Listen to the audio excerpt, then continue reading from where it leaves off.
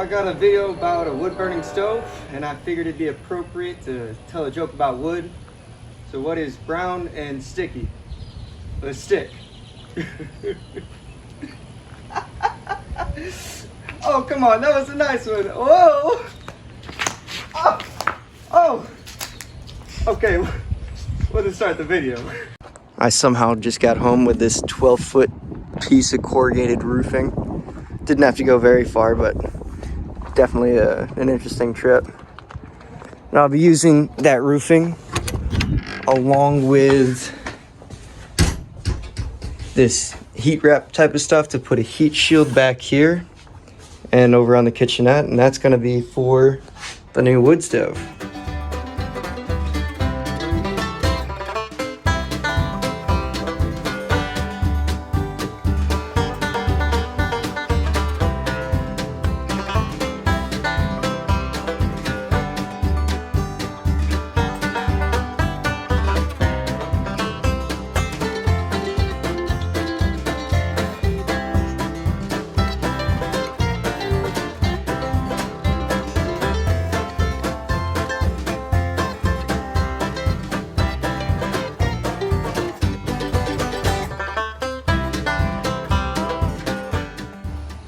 I'm done with the demo for this part, but I forgot that these wires are running here, and obviously I don't want them to melt. So I've been thinking about it, and they're up at the top where I have my my dual wall, chimney pipe going through. So I've got that layer of insulation. I'll have the galvalume, and then air, and then I'll also have that aluminum foil type stuff in front of it. So I'm thinking by the time it gets through all those layers of insulation, it won't be hot enough to melt those wires, even with a lot of sustained heat.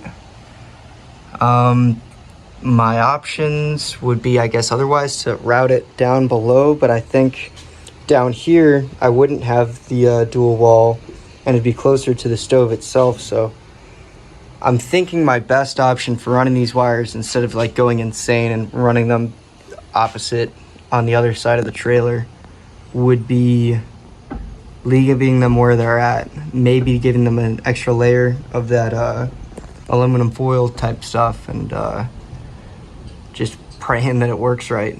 I have adjustable type pieces of pipe here, so I'm gonna go up top and check about where I want my solar panels to fit, so I don't go out too far and can't fit the panels up there anymore.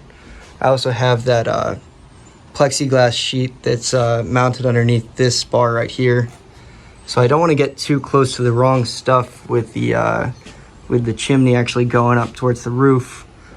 So I'm going to try to get it far enough away from the wires as I can without interfering with those other things.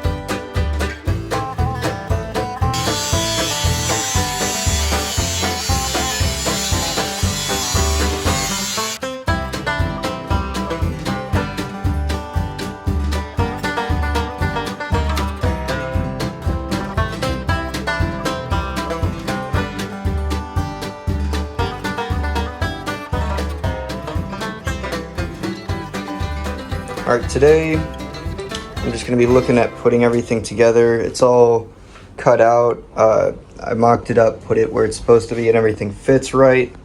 So now I'll be using these C channels. I'll screw them into, like for instance right here. It'll give it a 1/2 inch space, and then I'll screw the roofing into the C channel, and that'll give it a bit of an air gap. Back here, this stuff really didn't like the, that spray adhesive all that much, so I'll throw a couple of screws in here and there to help hold it down. That doesn't matter as much. That's mostly just to act as a little bit of a layer of insulation because there's going to be absolutely nothing there now. And then also I wanted to protect the thin outer aluminum exterior. That's roughly how it's going to go. Big hole, let the screw head through. Little hole, don't let it through. I threw 4 of them all the way down this thing. And then I'll throw a strip here, here, and then on the bottom, and screw that roofing on.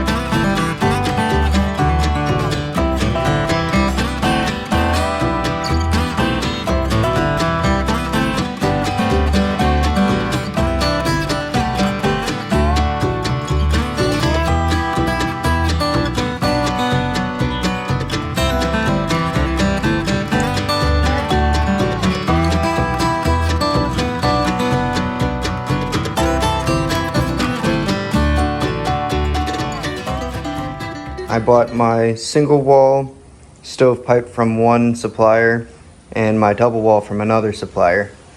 And the way they do their connections is a little bit different. Single wall company, they've got these crimp connections that slide in from the top.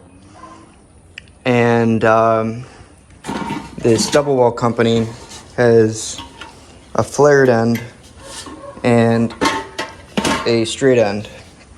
Now, as it is, I can't put a straight end on a straight end, but what I can do is crimp this end to match that, and the flared end works out because I have a straight shape on my my cap there. But the tool is like 30 bucks, and I saw another guy, he said HVAC, they'll do this, and you just grab it, see if I can do it with just one hand here, and twist a little bit. Come on. There you go. And you do that over and over again, and you can crimp it yourself.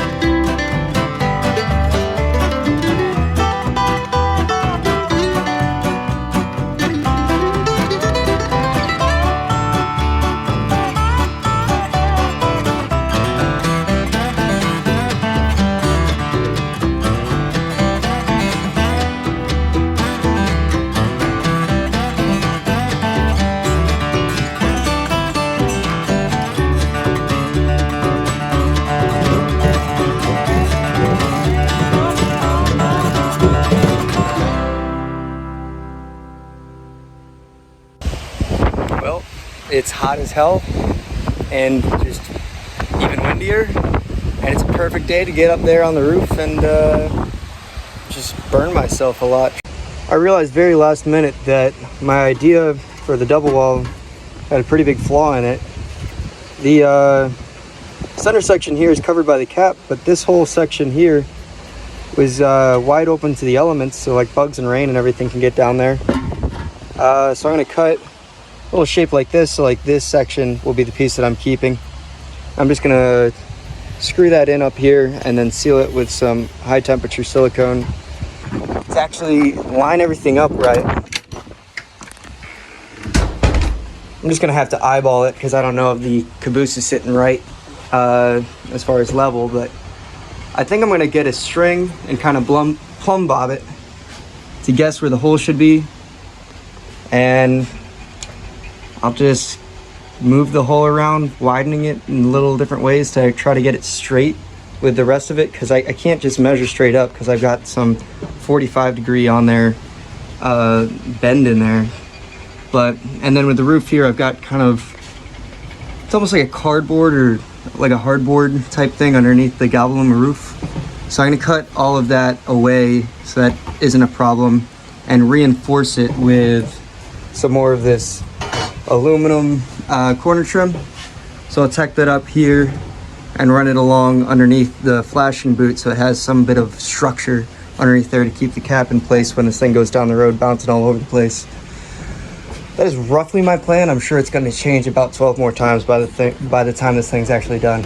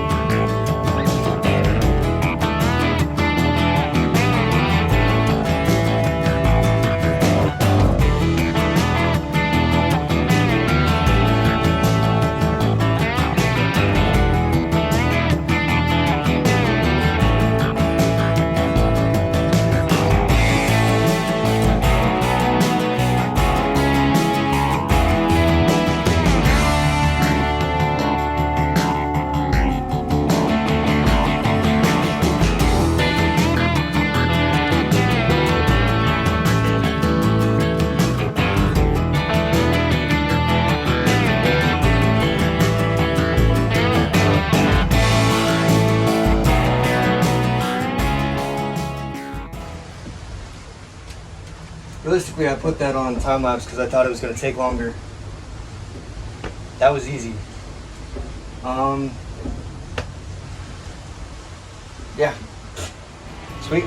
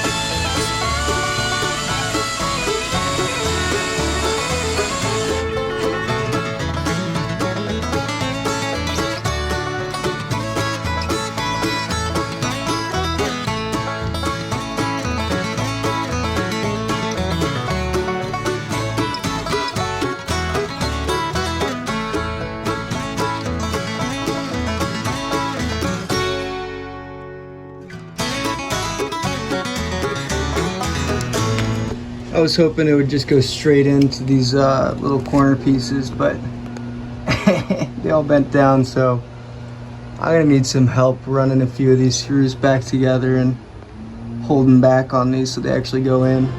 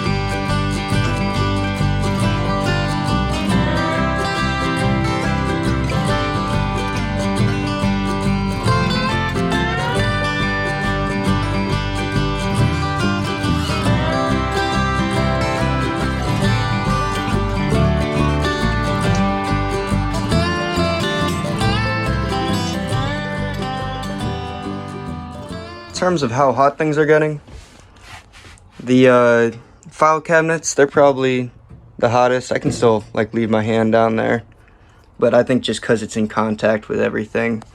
The heat shield is cold and it's 85 out today. I don't know what's going on with that, but I think I overbuilt that, and I'm sure this is actually, this isn't even hot either. That double wall actually works pretty well, and I'm not gonna put my hands up there. I'm sure that's hot.